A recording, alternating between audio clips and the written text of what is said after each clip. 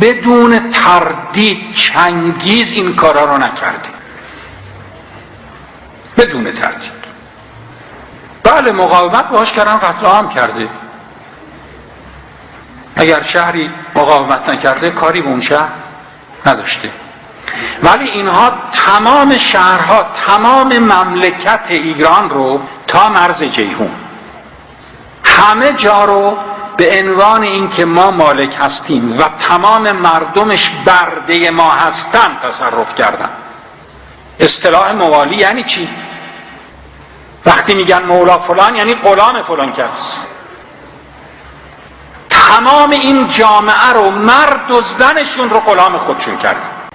تصور نکنید که حرفهایی که در تاریخ‌های دستوری در مورد این جنگ‌ها نوشته شده ارزشی داره. به هیچ وجه ارزش نداره. اون نامه رو نوشته، اونا رفتن پیش نمیدونم یزدگرد و رو خاک نشستن و غلط کردن. جامعه عربی یک جامعه وحشی بوده. یعنی وقتی تک میدویده بایستی با اسب تیزرو تعقیبش بکنن بهش برسن.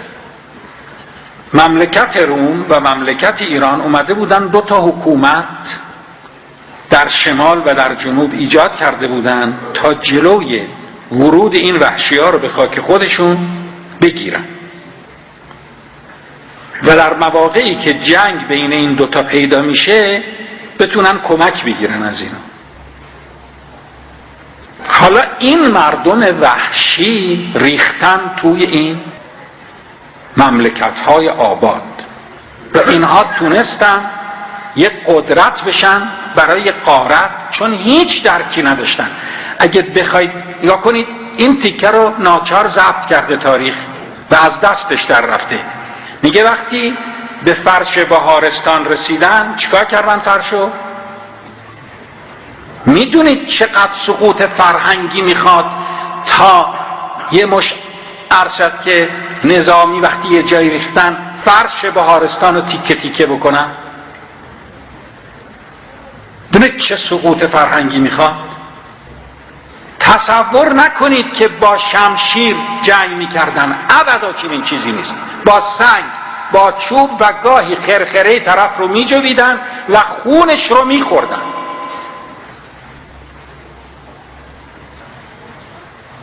تصور نکنید که حیوانات وقتی میخواستن بکشن میرفتن بالای بلندی، این حیوان از اون بالا پرتش میکردن پایین یا با چوب میافتادن به جونش انقدر میزدنش.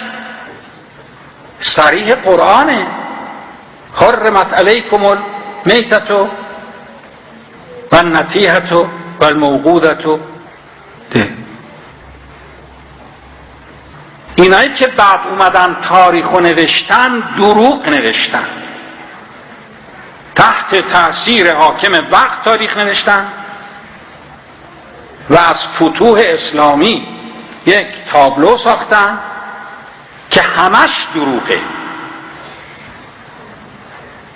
هر چی دختر جوان در هر آبادی و شهر پیدا کردن بردن این رو تو بازارها فروختن.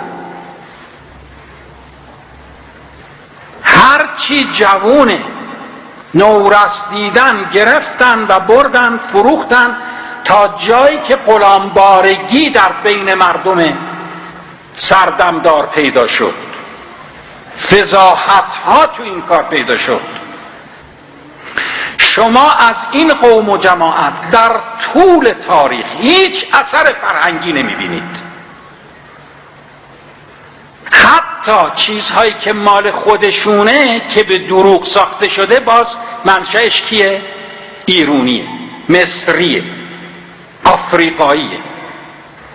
یک دونه. این همه کتاب داره اسلام. شما یه دونه کتاب به من نشون بدید که این رو یک عرب نوشته باشه، خواهش میکنم. این موش رو زنده زنده میخورده،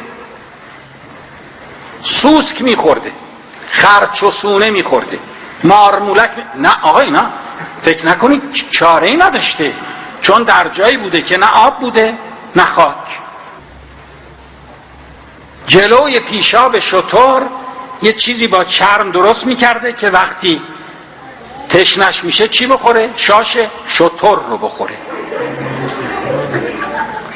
ز شاش شتر خوردن و سوسمار، مال فردوسیه، خدا رحمتش کنه.